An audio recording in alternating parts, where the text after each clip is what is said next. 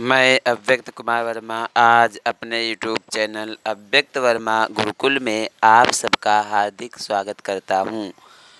आज हम पढ़ने का प्रयत्न करेंगे हरिवंश राय बच्चन। हिंदी साहित्य के अंतर्गत हिंदी साहित्य के श्रेष्ठ कवि हरिवंश राय बच्चन के विषय में जानने का प्रयास करेंगे। उनका जीवन परिचय किस प्रकार से परीक्षा में लिख सकते हैं अथवा उनकी रचनाएं कौन कौन सी रही हैं, उनका जन्म कहाँ हुआ है, हरिवंश राय बच्चन जी की माता पिता कौन हैं, हरिवंश राय बच्चन ने हिंदी साहित्य में क्या क्या योगदान दिया है।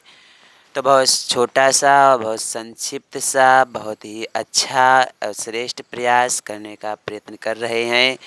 तो हरिवंश राय बच्चन के विषय में जानने का प्रयास करते हैं। हरिवंश राय बच्चन हिंदी साहित्य में बड़ा प्रसिद्ध कवि माने जाते हैं।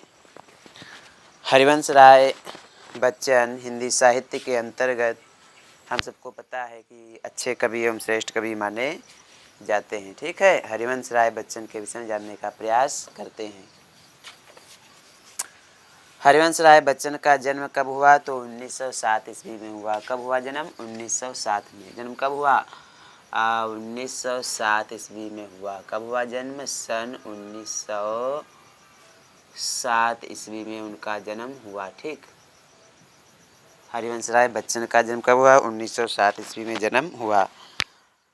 कहाँ हुआ? तो उत्तर प्रदेश के प्रयाग में जन्म हुआ। उत्तर प्रदेश के प्रयाग में जन्म हुआ हरिवंश राय बच्चन का। कब? 1907 ईस्वी में। कब जन्म हुआ? 1907 ईस्वी में। उत्तर प्रदेश के प्रयाग में जन्म हुआ 1907 ईस्वी में। और अच्छा, तो उनका जन्म कहाँ माना जाता है? हरिवंश राय बच्चन का जन्म हरिवंश राय बच्चन का जन्म कहाँ माना जाता है? उत्तर प्रदेश के प्रयागराज स्थान में जन्म माना जाता है। अच्छा, इनके पिता का नाम श्री प्रताप नारायण था। क्या नाम था? श्री प्रताप नारायण। इनके पिता का नाम क्या था? लिख लेंगे। इनके पिता का नाम क्या है? तो हरिवंश राय बच्चन के पिता का नाम क्या है? श्री प्रताप नारायण। श्री प्रताप नारायण। नारायण क्या नाम है? श्री प्रताप नारायण नाम है, ध्यान रखेंगे। ठीक है, इनके अब देखेंगे इनकी शिक्षा अंग्रेजी साहित्य में इन्होंने पीएचडी प्राप्त किया था। अंग्रेजी साहित्य में क्या प्राप्त किया था? पीएचडी प्राप्त किया था। अच्छा, इनकी माता धार्मिक स्वभाव की थी।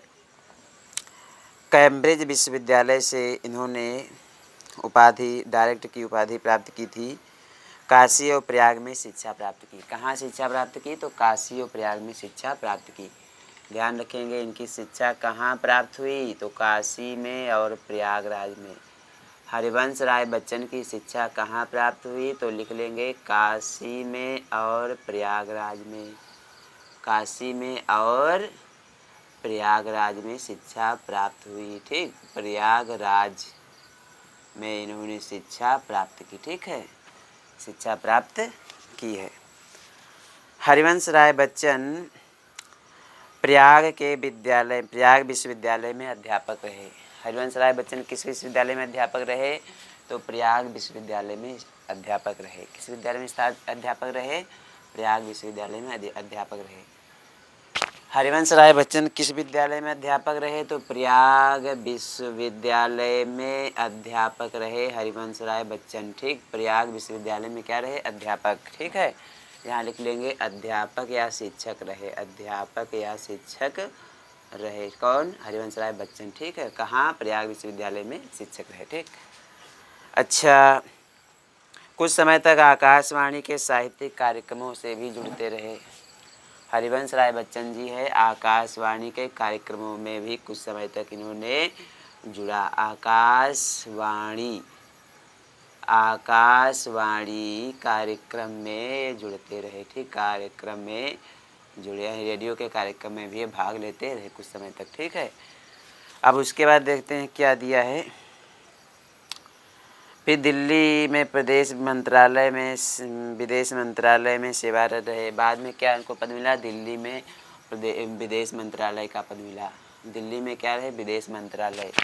हरिवंश राय बच्चन दिल्ली में क्या रहे? विदेश मंत्रालय रहे। विदेश मंत्रालय के पद पर कार्य किया। ठीक है, अब इसके बाद हम ध्यान देने का प्रयास करेंगे हरिवंश राय बच्चन के उत्तर छायावादी के आस्थावादी कवि थे। इनकी भावनाओं में सामान्य एवं स्वाभाविक अभिव्यक्ति हुई है। सरलता, संगीतमय प्रभाव, मार्मिकता उनके काव्य की विशेषताएं रही हैं। इन्हीं के इनको इतनी अधिक लोकप्रियता प्राप्त हुई है। आरंभ से ही बच्चन ने मधुशाला, मधुबाला, हाला और प्याला से प्रतीकों के रूप में उन्हें स्वीकार किया है। इनकी पहली मृत्यु, पत्नी की मृत्यु के बाद घोर निराशा और विषाद से इनके जीवन को घेर लिया। अच्छा, आप देखेंगे हिंदी साहित्य में लेखन विधा, तो कौन सी लेखन विधा में लेखनी चलाई? काव्य विधा में। कौन सी विधा में लेखनी चलाई? काव्य विधा में। ध्यान देंगे, काव्य, इन्होंने क्या लिखा है? तो काव्य विधा लिखी है। किसमें लिखा है? काव्य में। ठीक, काव्य विधा में इन्होंने अपनी लेखनी चलाई है। किसने? हरिवंश राय बच्चन ने। ठीक, जो हिंदी के महत्वपूर्ण कवि माने जाते हैं, हरिवंश राय बच्चन जी। ठीक है, हरिवंश राय बच्चन कितने वर्ष तक जीवित रहे? तो आप सबको पता है, हरिवंश राय बच्चन हिंदी साहित्य की सेवा करते हुए सन 2003 ईस्वी में पंचतत्वों में विलीन हो गए। कब विलीन हो गए? सन 2003 में पंचतत्वों में विलीन हो गए। ध्यान देंगे, सन 2003 में क्या हुआ? पंच तत्वों में विलीन हो गए। कब विलीन हो गए? पंच तत्वों में विलीन हो गए। अर्थात आप देख सकते हैं, तो ये 97 साल तक जिए। कितने साल तक जिए? 97 वर्ष तक जीवित रहे। कितने जीवित रहे? 97 वर्ष। हरिवंश राय बच्चन की उम्र कितनी रही? 97 वर्ष। कितने वर्ष उम्र रही? देख सकते हैं, 97 वर्ष तक लगभग ये जीवित रहे। ठीक है, 2003 में मृत्यु हुई थी हरिवंश राय बच्चन की। हरिवंश राय बच्चन की मृत्यु कब हुई? सन 2003 में। कब मृत्यु हुई? सन 2003 में। ठीक है, और देखेंगे, अब देखेंगे हरिवंश राय बच्चन की भाषा सरल खड़ी बोली है। इनकी भाषा कैसी है? सरल और खड़ी बोली। कैसी भाषा है? लिख लेंगे, इनकी भाषा कैसी है? सरस। कैसी भाषा है? सरल, सरस और खड़ी बोली। और कैसी है? खड़ी बोली। ठीक है, तो इनकी भाषा मानी जाती है सरल और खड़ी बोली। ठीक, अब इसके बाद हम ध्यान देंगे क्या लिखा है। शैली कौन सी है? तो मुक्तक शैली है। कौन सी शैली का प्रयोग किया है इन्होंने? मुक्तक शैली। हरिवंश राय बच्चन की शैली कौन सी है? मुक्तक शैली। ध्यान रखेंगे, कौन सी शैली है? मुक्तक शैली का प्रयोग किया है। किस शैली का प्रयोग किया है? मुक्तक शैली का इन्होंने प्रयोग किया है। किसने? हरिवंश राय बच्चन ने। हरिवंश राय बच्चन ने कौन सी शैली का प्रयोग किया है? मुक्तक शैली का प्रयोग किया है। संक्षिप्त में इसको पुनः एक बार जान लेते हैं। हरिवंश राय बच्चन का जन्म कब हुआ? तो 1907 ईस्वी में प्रयाग में जन्म हुआ, और इनके पिता का नाम था श्री प्रताप नारायण, और इनकी शिक्षा प्राप्त हुई काशी विश्वविद्यालय प्रयागराज में शिक्षा प्राप्त की, और उसके बाद प्रयाग विश्वविद्यालय में अध्यापक का कार्य किया। क्या कार्य किया? प्रयाग विश्वविद्यालय में अध्यापक का कार्य किया, और आकाशवाणी कार्यक्रम में भी ये कुछ दिनों तक रहे। ठीक है, और उसके बाद काव्य विधा में लेखनी चलाई है। इनकी भाषा कैसी है? सरल, सरस, खड़ी बोली, शैली मुक्तक शैली है, और हिंदी साहित्य की सेवा करते हुए, हिंदी साहित्य और काव्य की सेवा करते हुए पंच तत्वों में यह हरिवंश राय बच्चन जी सन 2003 ईस्वी में पंच तत्वों में विलीन हो गए। इस लोक की जीवन लीला को समाप्त कर लिया। अर्थात 97 वर्ष तक जीवित रहे। कितने साल तक जीवित रहे? 97 वर्ष तक जीवित रहे।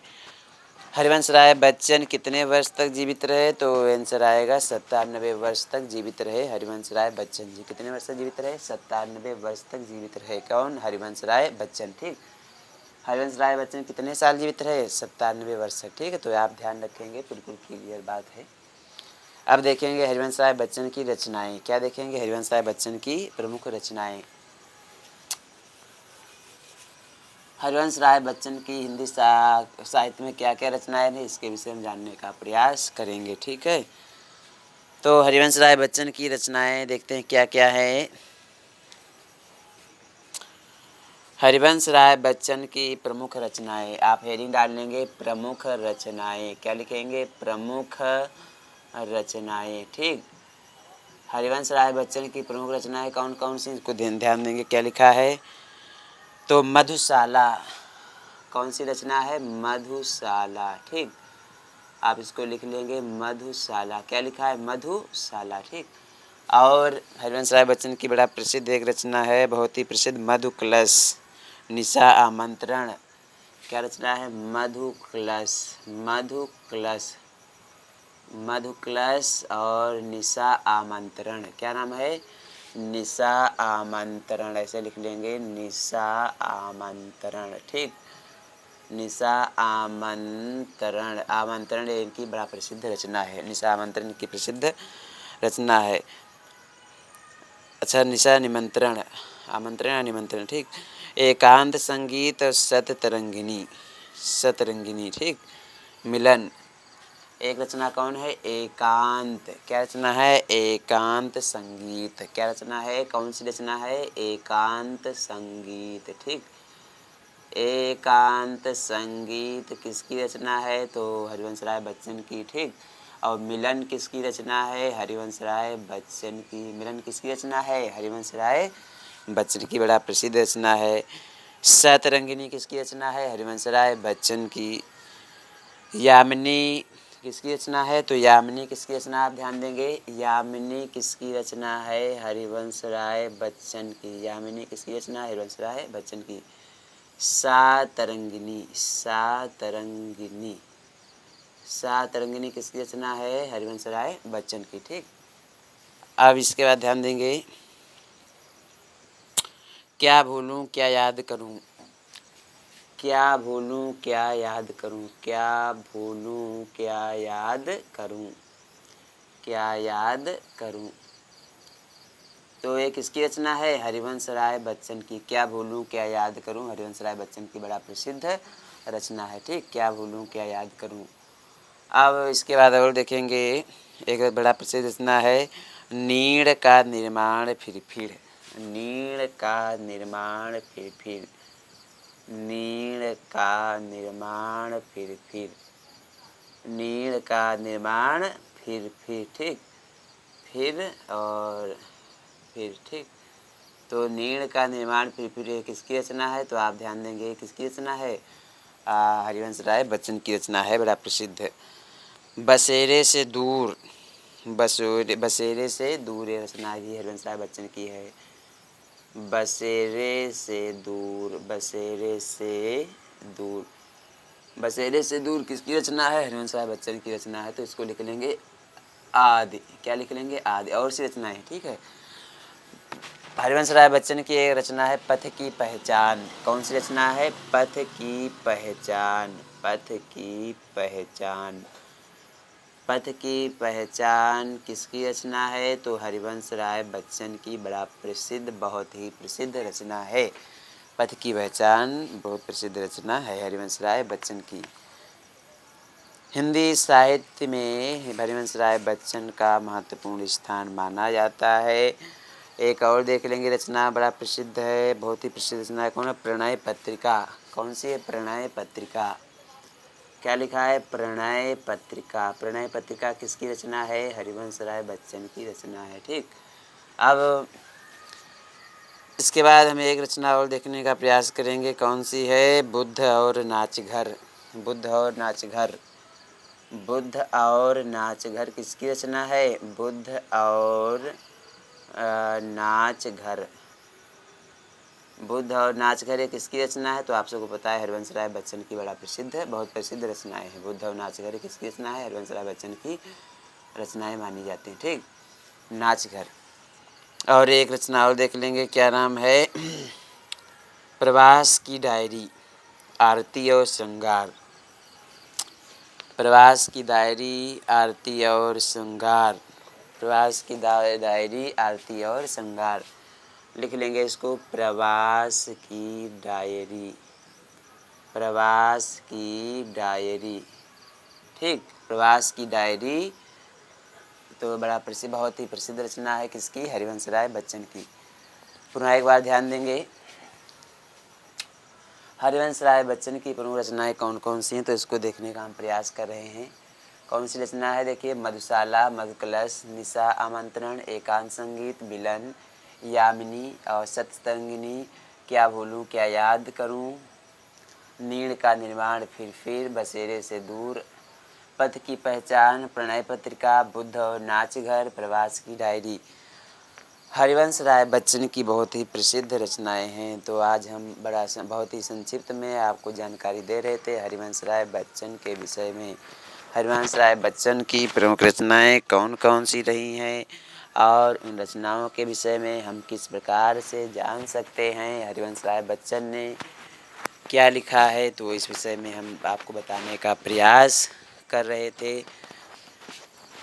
हरिवंश राय बच्चन कितने वर्ष तक जीवित रहे, तो हमने आपको बता दिया है 97 साल तक जीवित रहे। कितने साल तक जीवित रहे? 97 साल तक जीवित रहे। और हरिवंश राय बच्चन ने बहुत प्रसिद्ध रचनाएं लिखी हैं जो परीक्षा में पूछी जाती हैं। इनको अच्छे से याद करिएगा, लिख लीजिएगा ताकि परीक्षा में अच्छे नंबर आप प्राप्त कर सकें। अच्छा, हिंदी साहित्य में बहुत से और अन्य कवि हुए हैं। उन सभी कवियों में हरिवंश राय बच्चन का महत्वपूर्ण स्थान माना जाता है। हरिवंश राय बच्चन का महत्वपूर्ण स्थान माना जाता है। देखिए, हम सब की पहचान क्या है? हिंदी। हिंदी भारत, क्योंकि भारत के लोग हिंदी में ज़्यादा बोलते हैं, अधिक लोग हिंदी में बात करते हैं, हिंदी को सुनने का जानने का प्रयास करते हैं, अतः जन जन की भाषा हिंदी है और हिंदी को जो है हम लोग हिंदी में पढ़ने का प्रयास कर रहे हैं। हरिवंश राय बच्चन के विषय में जानने का प्रयास कर रहे थे। हरिवंश राय बच्चन ने जो भी हिंदी साहित्य में योगदान दिया है, अपने योगदान के कारण वह सदैव क्या रहेंगे? हम सदैव सभी भारतवासियों के हृदय में क्या रहेंगे? विद्यमान रहेंगे अपनी रचनाओं के कारण। इतनी सुंदर कुछ रचनाएं लिखी हैं। पथ की पहचान, क्या लिखी है? पथ की पहचान। पथ की पहचान में क्या क्या लिखा है तो हमने आपको बताया है। ये सब अच्छा कक्षा 9 के पाठ्यक्रम में भी संकलित है। चाहे टीजीटी का पाठ्यक्रम हो, चाहे पीजीटी का पाठ्यक्रम हो, चाहे जो है यूजीसी नेट जेआरएफ का पाठ्यक्रम हो, हर परीक्षा के लिए हरिवंश राय बच्चन का महत्वपूर्ण स्थान माना जाता है। हरिवंश राय बच्चन का बड़ा प्रसिद्ध, एक बहुत ही प्रसिद्ध, आपने सुना होगा, उनकी रचना है पथ की पहचान। तो उस कविता को हम पढ़ने का प्रयास कर रहे हैं, उसको आप ध्यान से सुनिएगा और समझिएगा। पथ की पहचान कविता सुनने का प्रयास करिएगा, ठीक। पथ की पहचान कविता उन्होंने लिखा है कुछ इस प्रकार से, इसको सुन लेंगे ताकि आपको याद हो जाए। पूर्व चलने के बटोही बाट की पहचान कर ले, पूर्व चलने के बटोही बाट की पहचान कर ले, पुस्तकों में है नहीं छापी गई इसकी कहानी, हाल इसका ज्ञात होता है न औरों की ज़बानी, अनगित राही गए इस राह से उनका पता क्या, पर गए कुछ लोग इस पर छोड़ पैरों की निशानी, यह निशानी मूक होकर भी बहुत कुछ कहती है, यह निशानी मूक होकर भी बहुत कुछ कहती है, यह निशा मूक होकर भी बहुत कुछ बोलती है, खोल इसका अर्थपंथी, खोल इसका अर्थपंथी, पंथ का अनुमान कर ले, पूर्व चलने के बटोही बाट की पहचान कर ले। तो हमने आपको पथ की पहचान कविता में आपको थोड़ा बताया है कि किस तरह से उन्होंने लिखा है। इसके बाद और देखेंगे पथ की पहचान कविता किस प्रकार से लिखी गई है।